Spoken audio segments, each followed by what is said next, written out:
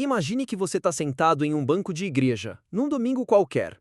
O pastor sobe ao púlpito, ajusta o microfone e começa. Meus irmãos, lembrem-se, o dinheiro é a raiz de todos os males. Ao mesmo tempo, em outro canto do mundo, alguém abre o livro Think and Grow Rich, de Napoleon Hill, e lê. Riqueza começa com um estado mental. A pobreza também. Agora, pare por um segundo.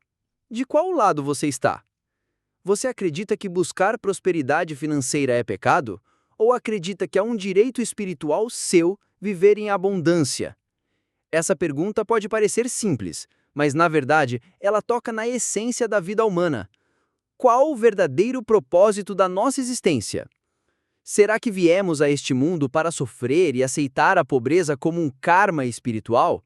Ou será que fomos chamados a manifestar o melhor de nós, inclusive prosperidade? Hoje, vamos entrar numa jornada profunda, corajosa e, aviso desde já, desconfortável para muitos. Napoleon Hill versus os pastores. Quem está certo sobre riqueza espiritual?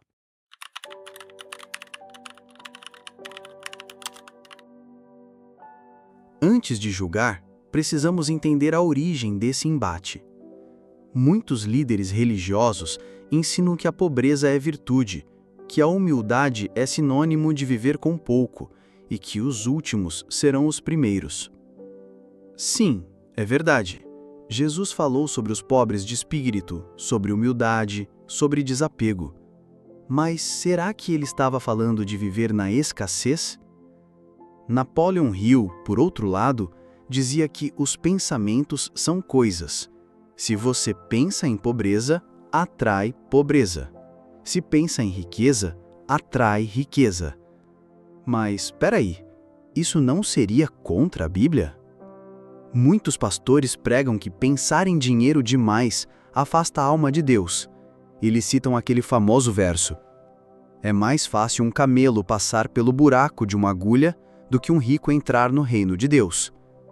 Mas será que Jesus realmente estava condenando a riqueza ou estava condenando o apego excessivo?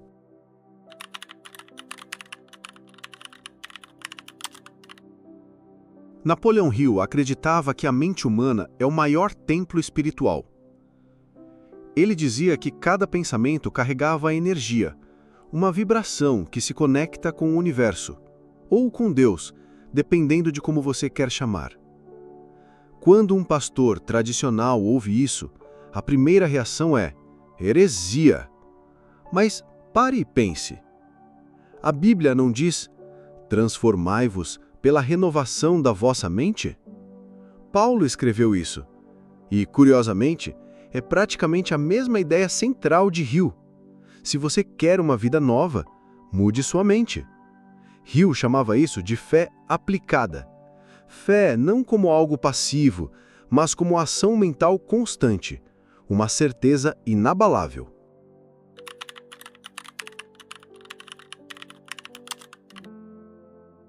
Você já reparou que as igrejas tradicionais falam muito de medo? Medo do inferno, medo de errar, medo do julgamento, medo de prosperar.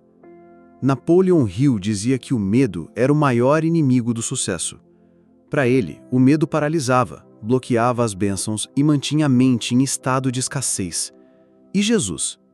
Quantas vezes ele repetiu não temais? Se Jesus e Hill concordam que o medo é o inimigo, por que tantos líderes religiosos insistem em usar o medo como uma ferramenta? Talvez porque o medo controla. O medo faz você obedecer. O medo faz você entregar poder ao outro. Mas quando você elimina o medo, você se conecta direto com Deus, sem intermediários, sem contratos, sem dízimos obrigatórios. Isso é perigoso para quem quer controlar.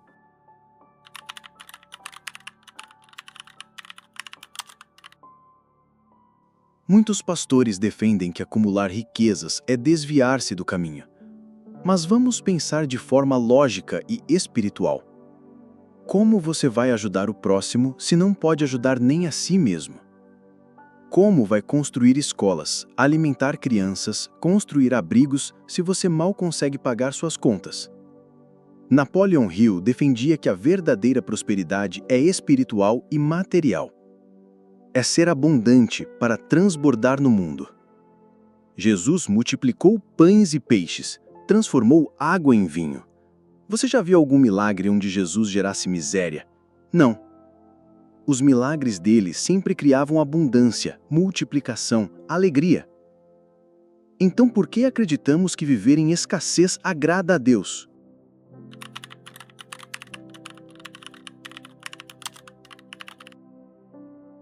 Em muitos púlpitos, você vai ouvir que a culpa é um caminho para a salvação. Culpa pelo pecado, culpa por errar, culpa por querer mais. Napoleon Hill rasga essa mentalidade ao meio. Para ele, culpa é um veneno mental. Uma mente intoxicada pela culpa não consegue manifestar nada além de sofrimento. Quando você se sente culpado, você se sabota. Você acha que não merece prosperar. Você acha que ser rico é sujo, egoísta, vergonhoso. E sabe o que acontece? Sua vida confirma exatamente o que sua mente projeta.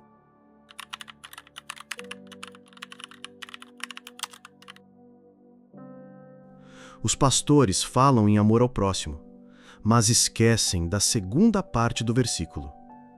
Como a si mesmo. Como você vai amar alguém, ajudar alguém, sem antes se amar? E amar-se inclui cuidar do seu corpo, da sua mente, da sua vida financeira. Napoleon Hill entendia que amor próprio era a base para qualquer prosperidade verdadeira. E, ironicamente, Jesus também. Em Mateus 25, 14 a 30, Jesus conta a parábola dos talentos. 3 servos recebem talentos ou moedas do seu senhor. 2 deles multiplicam o dinheiro. O terceiro, por medo, enterra o talento. Quando o senhor volta, elogia os que multiplicaram e condena o que escondeu. O que isso nos ensina? Que Deus valoriza a multiplicação. Que Ele quer que você prospere, que faça o que recebeu crescer. Napoleão Hill dizia: você foi feito para crescer. Você foi feito para expandir. Talvez Hill só estivesse interpretando, à sua maneira, uma lição espiritual milenar.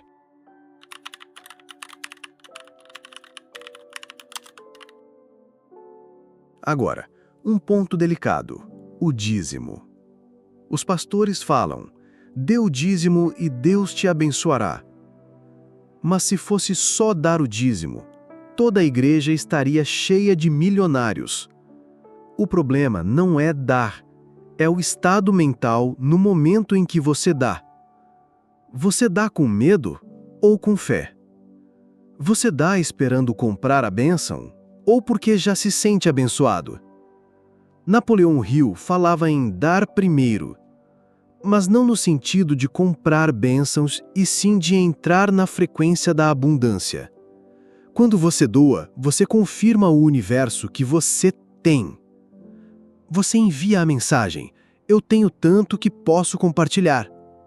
É completamente diferente de doar por medo de punição divina.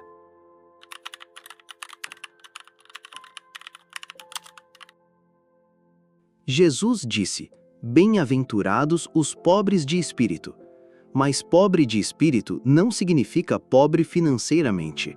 Significa ser humilde, não arrogante, não orgulhoso. Ser aberto, vazio de vaidade para receber o divino. Napoleon Hill também falava da importância de ser ensinável, ter humildade para aprender. Ser pobre de espírito não é viver na miséria, é viver com a mente aberta.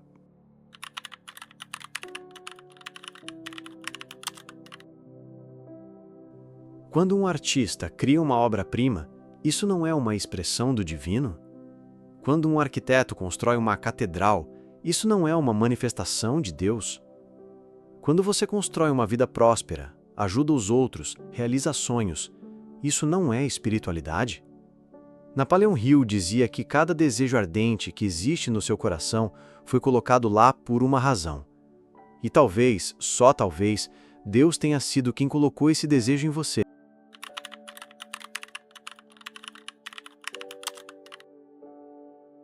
Um dos grandes pecados, segundo Hill, era o conformismo. Aceitar qualquer situação como vontade de Deus pode ser perigoso. Muitos pastores dizem: se você nasceu pobre, aceite. É o seu destino. Se você sofre, Deus quer assim. Mas se fosse verdade, Jesus não teria curado cegos, paralíticos, leprosos.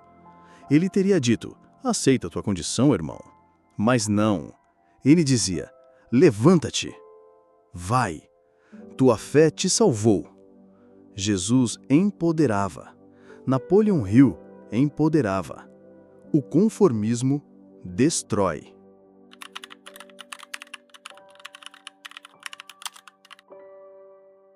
Hill dizia: desejo sem ação é ilusão.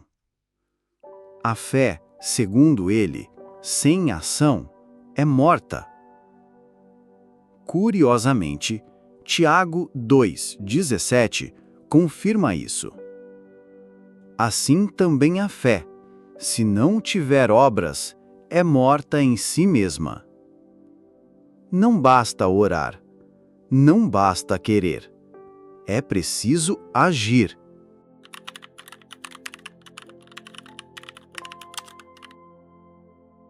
Nem todos os pastores são iguais. Hoje, muitos estão resgatando a ideia de prosperidade como bênção divina. Chamam de teologia da prosperidade. Mas cuidado, não se trata de fazer barganha com Deus. Não é dê dinheiro e ele vai te dar em dobro. É sobre alinhamento mental, emocional e espiritual. Napoleon Hill nunca prometeu riquezas instantâneas. Ele falava de disciplina, autodomínio, perseverança. Exatamente como Jesus falou sobre carregar a própria cruz, persistir até o fim e lutar contra a carne.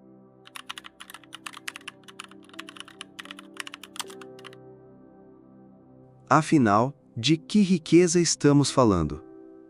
A maior riqueza é espiritual, mas negar a riqueza material não torna ninguém mais santo. A pobreza material não santifica. A riqueza material não condena. O que importa é o coração.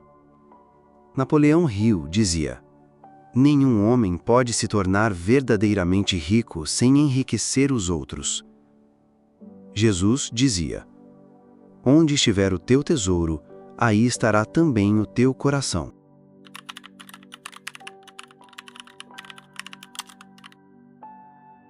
No fim, a única pergunta que importa: quem é você diante do espelho? Você se enxerga como vítima ou priador? Você vive esperando a aprovação de um pastor ou acredita que Deus habita em você? Você se limita ou expande?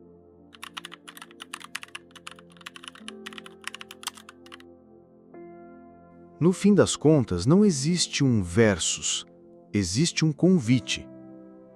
Os verdadeiros pastores, os que vivem o amor e não o medo, sabem que prosperidade é ferramenta para servir melhor. Napoleon Hill, apesar de não ser religioso, entendeu que fé e ação caminham juntas. Jesus ensinou abundância, Hill também. A diferença está no intermediário. Você vai escolher viver dependente do medo ou da culpa? Ou vai acessar diretamente a centelha divina dentro de você, agir com fé e prosperar em todos os sentidos?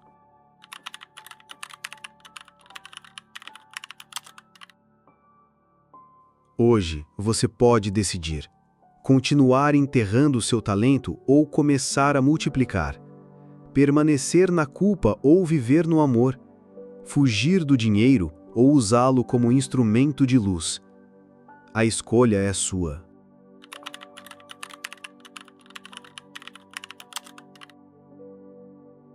O maior milagre não é transformar água em vinho. É transformar uma mente cheia de medo em uma mente livre. Uma vida miserável em uma vida abundante. uma alma conformada em uma alma poderosa. No fim, Napoleon Hill e Jesus não estavam em lados opostos. Eles apenas falavam línguas diferentes, mas o convite é o mesmo. Acredita em ti, age, e tudo será possível. Se você chegou até aqui, parabéns! Você já começou a romper as correntes mentais. Afinal, não há nada mais espiritual do que viver o seu potencial máximo, prosperar e ajudar o mundo a se transformar com você.